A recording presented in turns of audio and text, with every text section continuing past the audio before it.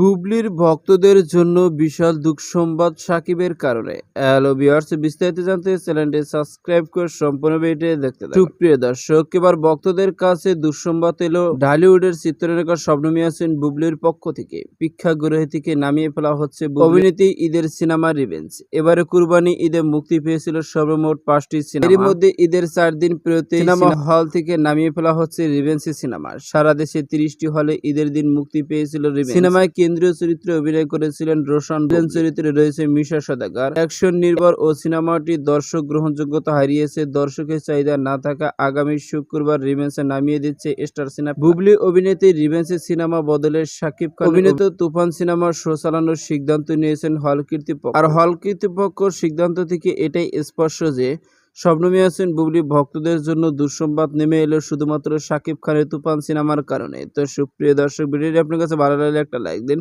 নিত্য নতুন video update পেতে চ্যানেলটি সাবস্ক্রাইব করুন। অসংখ্য ধন্যবাদ পুরো ভিডিও উপভোগ করার জন্য।